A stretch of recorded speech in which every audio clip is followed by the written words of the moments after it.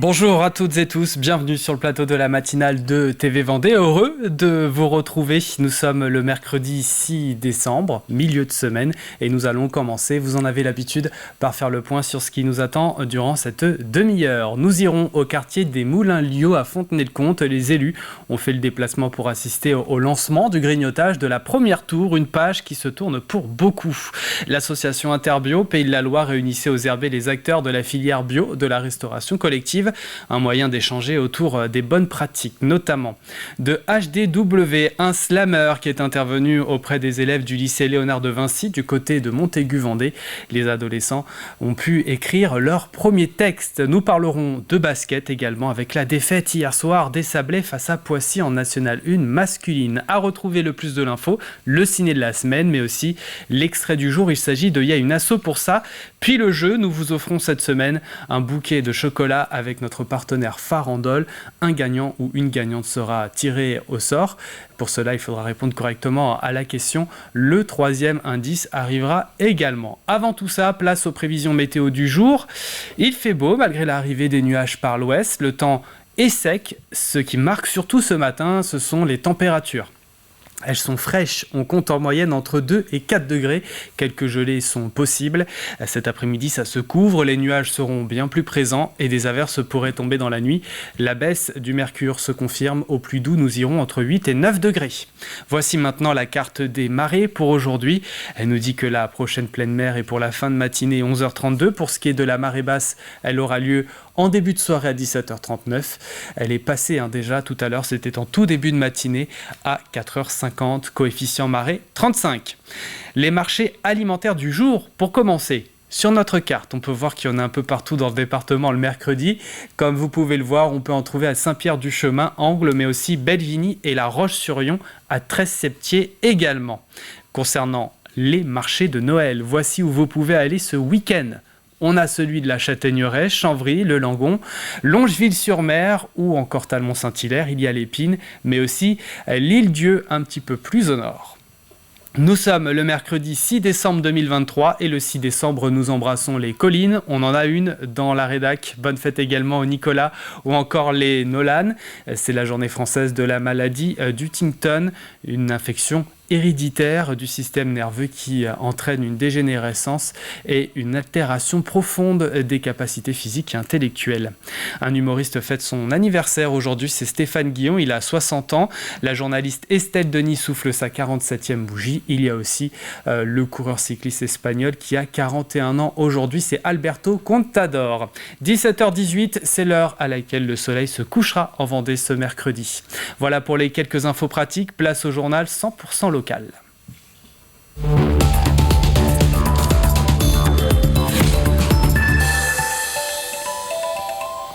Et nous commençons en prenant la direction de Fontenay-le-Comte. Les habitants du quartier des Moulins-Lio et les élus ont fait le déplacement pour assister au lancement du grignotage de la première tour.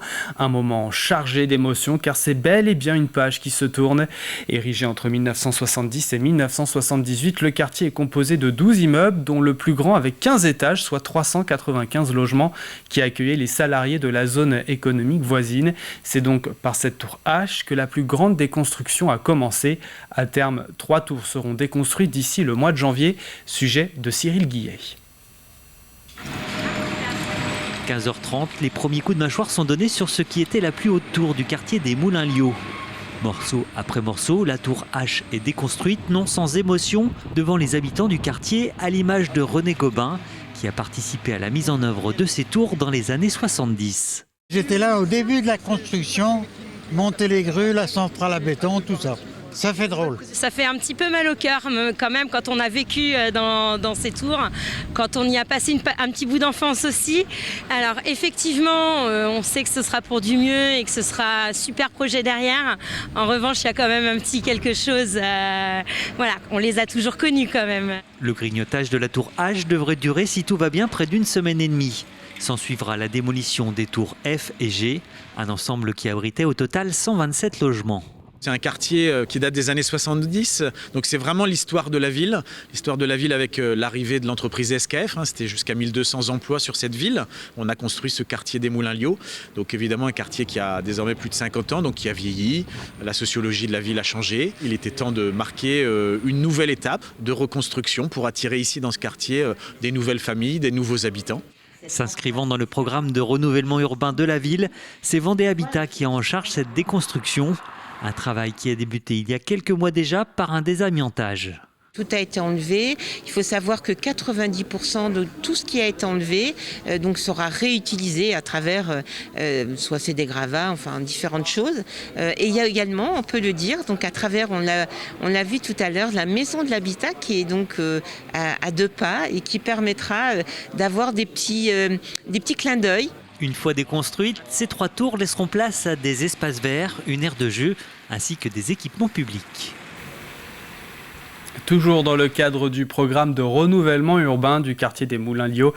Et parallèlement à cette déconstruction avait eu lieu la pose d'une première pierre, celle du programme de reconstruction de Marceau-Breteau. Une offre locative de 2 ensembles de 20 logements est actuellement en train de sortir de terre. L'un justement à l'emplacement de l'actuel parking et des bâtiments C, D et E, et l'autre entre le centre commercial et le collège.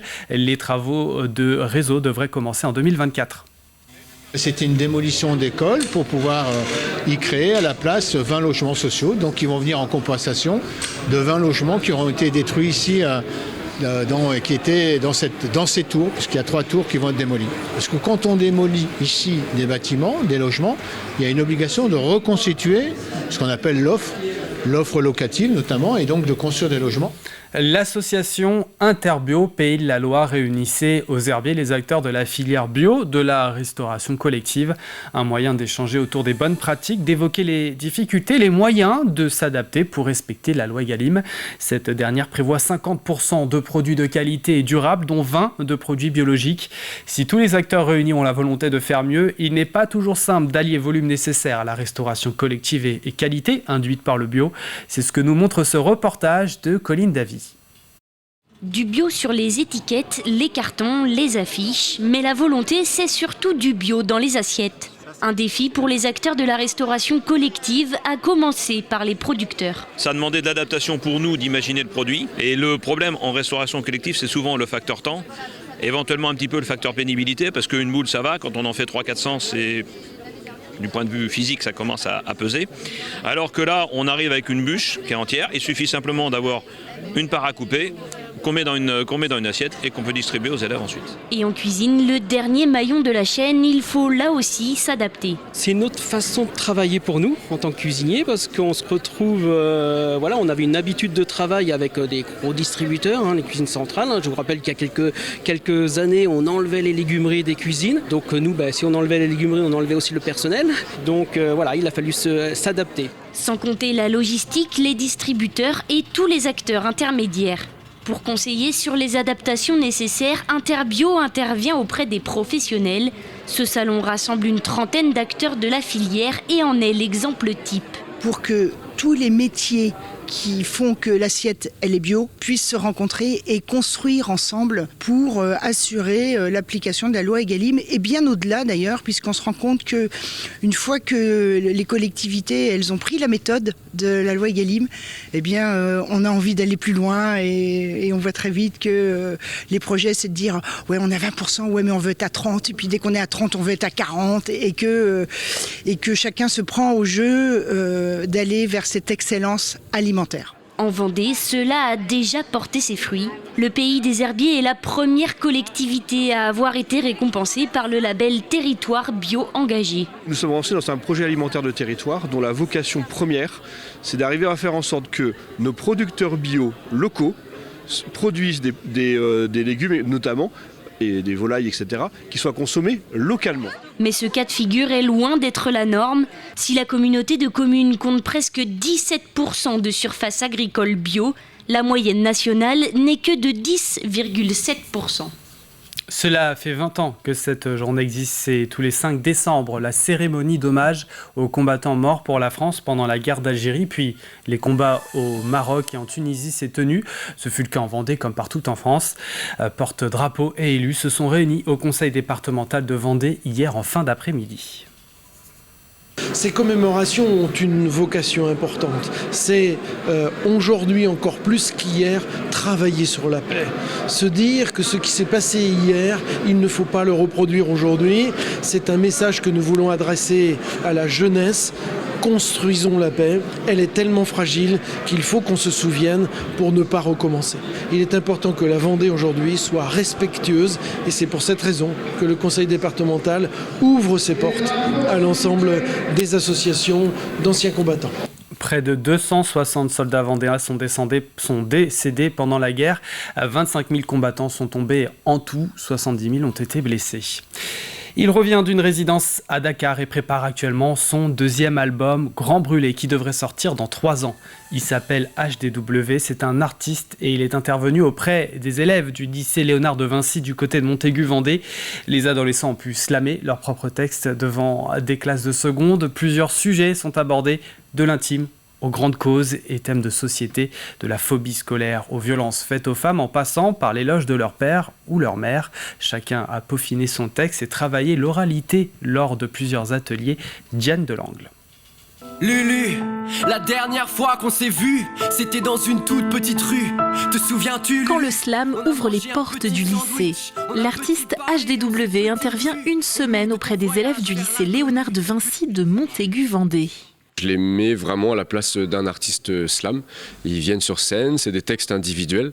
Donc même si ils sont solidaires les uns des autres, qui connaissent un petit peu les camarades dans le public, c'est quand même de se livrer. Mais je pense que ça a vraiment un intérêt pour leur vie future, que ce soit sur un plan professionnel, étudiant, mais même aussi personnel. Parce que je leur dis, quelqu'un au XXIe siècle qui est capable de maîtriser son expression écrite et orale, il a des bonnes chances, quoi qu'il lui arrive dans la vie, de retomber sur ses pieds. Le point que vous avez en face, on le fixe et on le lâche pas des yeux. Donc c'est travail de voix, travail de position dans l'espace, d'expression, de visage, comment faire ressentir des émotions, des états, des sentiments.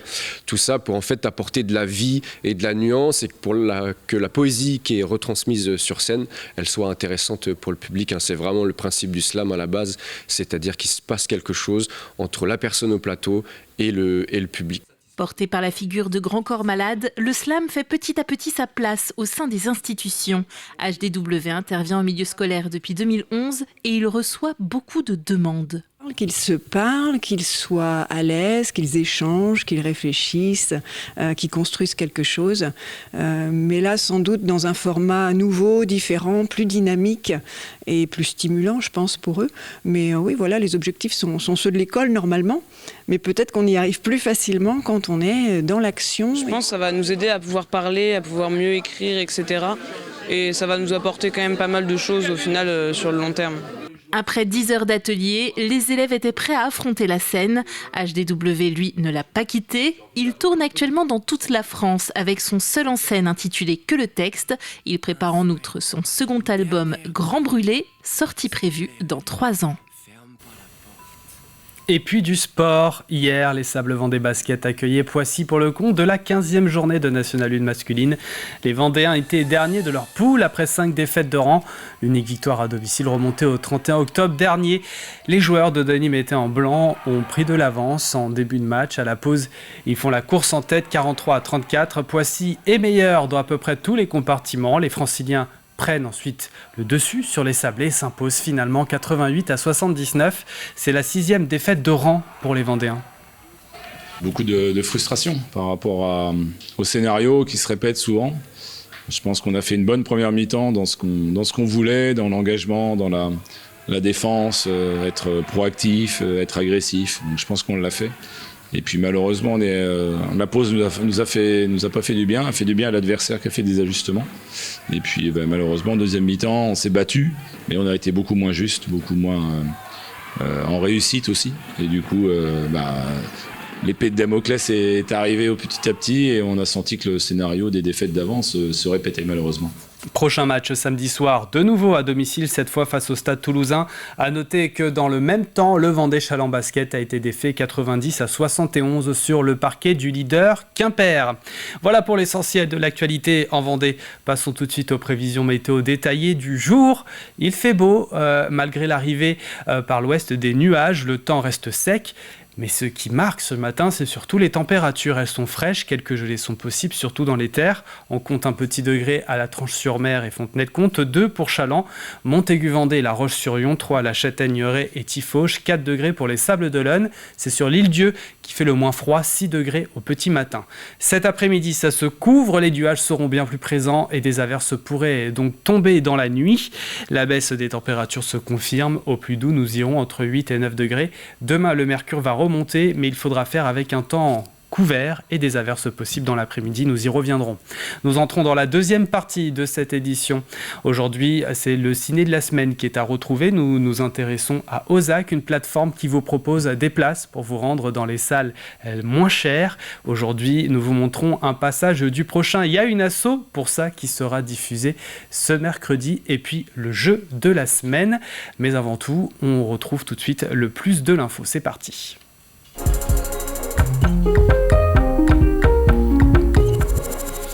Et dans le plus de l'info, nous parlons de ce guichet d'orientation en psychiatrie qui va ouvrir au centre hospitalier Loire-Vendée-Océan à Challans. Elle est destinée à tous les professionnels de santé du territoire pour permettre une meilleure orientation des patients.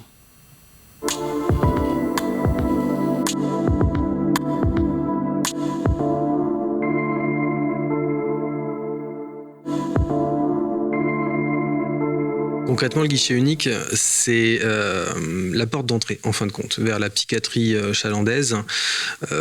On est une très très grande organisation qui s'est énormément diversifiée pour pouvoir répondre aux besoins des différents patients, parce que chaque patient a ses besoins propres, chaque patient traverse sa crise personnelle, et forcément, il faut un grand panel pour pouvoir intervenir en conséquence.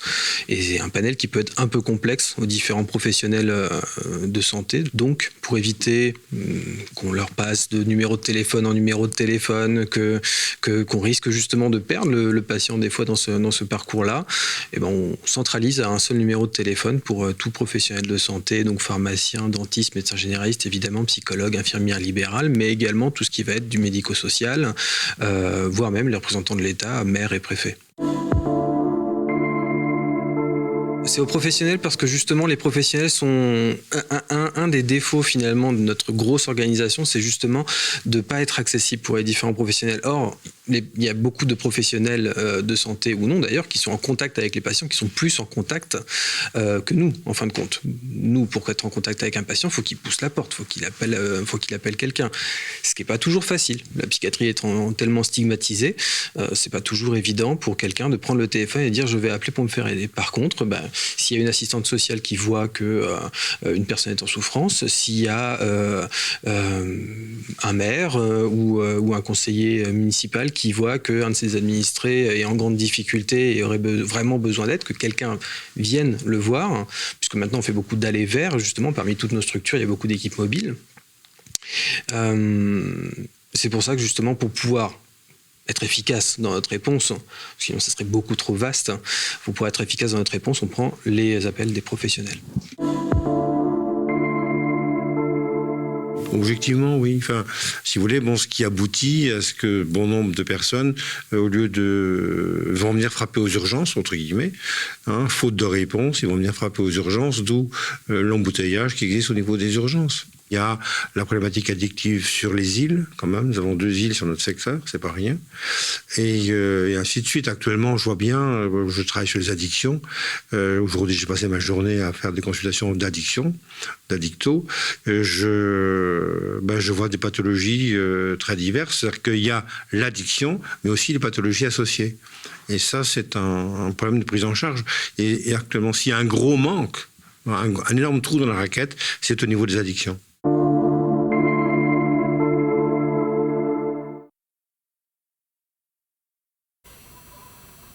Un service disponible du lundi au vendredi de 7h à 19h. Place à vos chroniques. Et on commence par le ciné de la semaine. Nous nous intéressons à une plateforme aujourd'hui.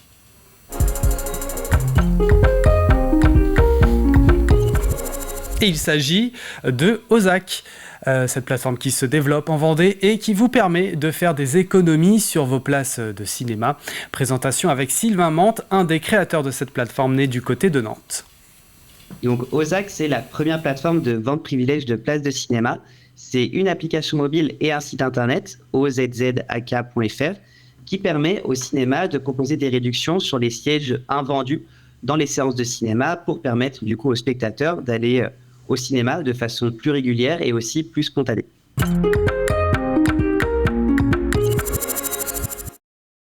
Notre objectif, c'est vraiment de permettre aux spectateurs, via ce tarif moins cher, d'aller plus souvent et plus spontanément aussi au cinéma et permettre du coup aux exploitants d'avoir des salles beaucoup plus remplies.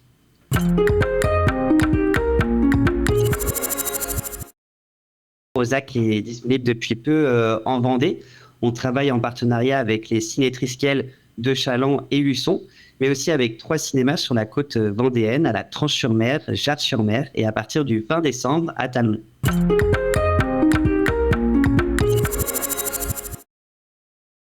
L'objectif de Ozak, comme on est encore une jeune plateforme, c'est de faire grandir le réseau de cinéma partenaires. Aujourd'hui, on est lancé depuis juin 2022, donc un peu plus d'1 an. On a 50 cinémas partenaires, donc on aimerait pouvoir tripler le nombre d'offres disponibles sur Ozak. Et aussi continuer à développer James Dean, donc c'est James Dean, D-I-N-E, c'est un petit jeu de mots avec l'acteur américain, qui est un jeu de société d'ambiance et d'humour tourné autour du cinéma qui a été lancé par Ozak. Voilà pour le ciné de la semaine. Mercredi prochain, nous nous intéresserons à une autre actualité. Avant de passer au jeu de la semaine, on passe tout de suite à l'extrait du jour. C'est parti, extrait du prochain numéro de Il y a une asso pour ça.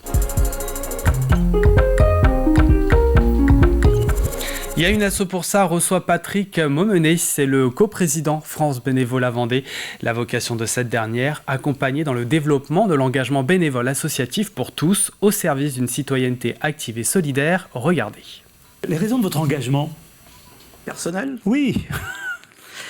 Écoutez, mon engagement vraiment associatif a commencé à la retraite et j'ai eu envie de mettre à profit ce que j'avais pu acquérir dans le courant de ma vie pour le bien commun, on va dire. Voilà, c'est ça. Alors, est-ce que le bénévolat est en voie de disparition, comme certains pourraient le laisser entendre ? En voie de disparition, j'y crois pas. En crise, vous l'avez bien dit, c'est certainement vrai. Et parmi les facteurs que vous avez évoqués, je rajouterais peut-être une évolution sociologique de la population française en général, avec peut-être une envie de s'engager d'une façon différente de ce qu'on avait pu connaître il y a avant, on va dire. Voilà. Où les gens s'engageaient beaucoup plus par militantisme pour des actions, pour des motifs et alors que maintenant on est plus j'ai envie de faire quelque chose, je teste, je regarde, je reste pas forcément. Est-ce que le sens collectif disparaît au profit de mon bien-être ? Si je m'engage, c'est pour moi. C'est certainement pas évoqué comme ça, mais il doit y avoir quelque chose de cet ordre-là. Néanmoins, le collectif continue à avoir vraiment du sens pour les gens. C'est tout du moins ce que nous montrent nos enquêtes. Les gens s'engagent dans le bénévolat pour être utiles pour les autres. Donc il y a bien ce côté collectif. Mais ils s'engagent aussi pour y trouver du bien-être. On est beaucoup moins pudique par rapport à la recherche de j'ai envie de me faire plaisir qu'il y a 15, 20, 30 ans. Est-ce que vous avez un profil du bénévole aujourd'hui en France ? Qui s'engage ?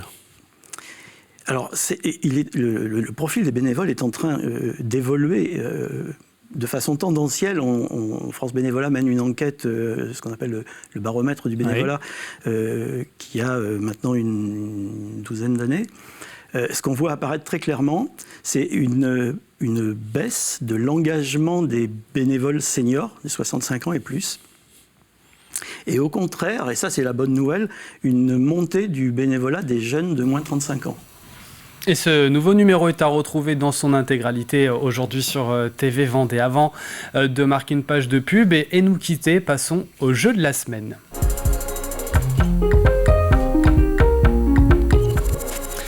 pour les gourmands, je crois que ce cadeau pourrait vous plaire. Nous vous offrons cette semaine un bouquet de chocolat avec notre partenaire Farandole. Le concept, créer artisanalement des bouquets de chocolat de qualité assemblés manuellement pour vous proposer donc quelque chose d'unique. Ils sont confectionnés à la main au sein même de leur atelier du côté de Chaland. Mais pour pouvoir vous régaler dans peu de temps, voici la question. Dans quelle commune vendéenne l'artiste See You Soon est-il en résidence jusqu'à fin avril 2024? Voici le troisième indice. Elle est située sur la Côte de Lumière. On cherche bien là une commune, je le rappelle. Les images peuvent également vous aider, bien entendu. Bonne chance à toutes et à tous. L'info revient à 12h30, ce sera avec Diane Delangle. D'ici là, passez une excellente journée avec nous sur TV Vendée.